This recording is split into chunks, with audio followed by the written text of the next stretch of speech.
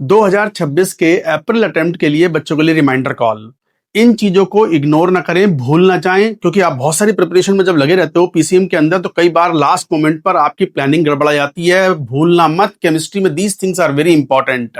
मैंने यहाँ लिखा भी है कि जिन बच्चों के 99.5 परसेंटाइल या उससे कम है, उनको अभी जेईई मेन अप्रैल अटेम्प्ट में और स्कोर इंप्रूव करना चाहिए, तो they should switch over completely to JEE main now.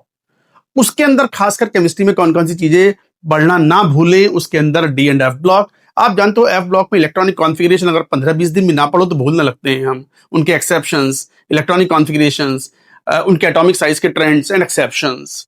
Qualitative analysis कुछ सालों से बड़ा इंपॉर्टेंट बना हुआ है। 2024 में उन्होंने 15 क्वेश्चन पूछे, 2025 में थोड़े कम पूछे, 8 क्वेश्चन पूछे, और 2026 में केवल जनवरी सेशन में 7 क्वेश्चन पूछे हैं। अच्छा खासा कंट्रीब्यूशन बढ़ा हुआ है क्वालिटेटिव एनालिसिस, डोंट फॉरगेट। जैसे ग्रिस आइलोस्बे टेस्ट, वो एनसीईआरटी का जो लैब मैनुअल है उसके अंदर डिट्टो दिया हुआ है, बिल्कुल वैसा ही क्वेश्चन उन्होंने पूछा है असर्शन रीजन में, मतलब स्टेटमेंट 1 एंड स्टेटमेंट 2 में।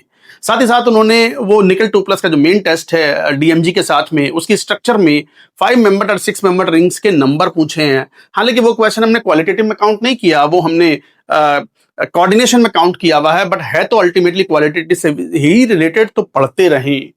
पी ब्लॉक जरूर पढ़ें। पी ब्लॉक में खासकर कंपाउंड्स के प्रिपरेशन प्रॉपर्टीज पे अब वो नहीं पूछते हैं, जनरल एलिमेंट्स का बिहेवियर, उनके behaviour towards hydrogen, chlorine and all those thing you have to study. Exceptions in periodic table जरूर पढ़ के जाएं एनसीईआरटी से। वो नोबल गैसेस के इलेक्ट्रॉन गेन एंथैल्पी के ट्रेंड्स पूछ लेते हैं कि भाई नियॉन हाईएस्ट है या हीलियम लोएस्ट है। ये सब चीजें नहीं पता होंगी तो क्वेश्चन सॉल्व नहीं होगा।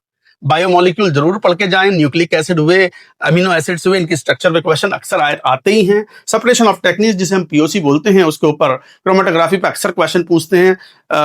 बॉइलिंग मेथड्स के डिफरेंस के बेसिस पर डिस्टिलेशन पे सवाल पूछते हैं। तो ये जस्ट सिर्फ आपको रिमाइंड करने के लिए था, भूलना मत इन चीजों को।